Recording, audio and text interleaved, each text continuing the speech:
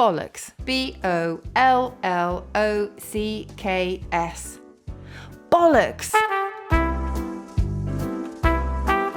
In 2016, bollocks was categorised as a medium-strength swear word for TV viewers, a sort of chicken balti of the slang world.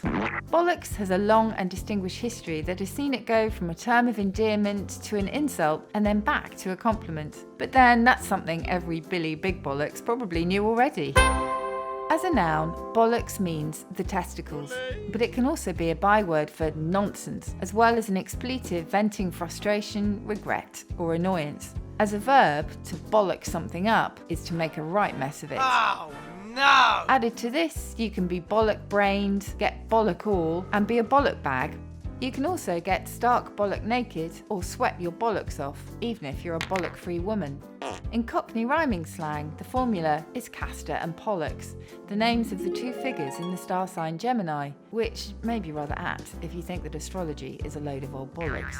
As with shit, the meaning of bollocks has shifted over the years from bad meaning bad to bad meaning good. If something is the bollocks, for example, it's top drawer, top trumps, and top banana. But take away that crucial the, and you're left with, quite literally, just bollocks.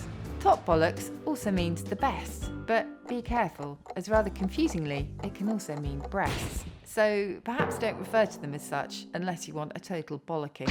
Bollocks began its story in the 1300s, when people called testicles ballocks, a word deriving from the Anglo-Saxon word beallucas. At this point, the word was completely polite. Even as late as the 1700s, one military general was advising that kiss my arse was too vulgar, whereas kiss my ballocks was much more acceptable. There's even one recorded instance of bollockstone being used as a term of affection for friends, but no one quite knows why. But then the tide began to turn on bollocks. Ballocks in brackets became an insult for a bow-legged man, and a big ballocks a self-important one. After the First World War, people started using the dog's bollocks when referring to the very best of things.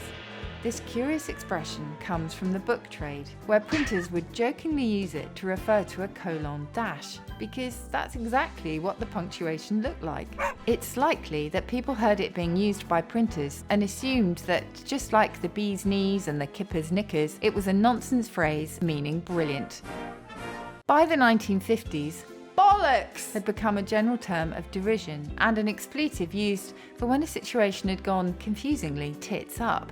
In 1977, bollocks hit the headlines when a record store manager was prosecuted for displaying the Sex Pistols album Nevermind the Bollocks. The manager was found not guilty after his lawyer argued that the phrase was simply working-class slang for forget about the nonsense. And yet, by the year 2000, a BBC poll placed bollocks in the top 10 most offensive words, sitting in 8th place, under prick at number 7 and above arsehole at number 9. And when you think about it, under prick and above arsehole is exactly where bollocks should be.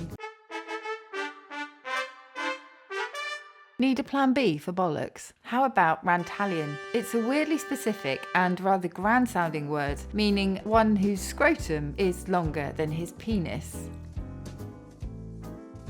Bollocks!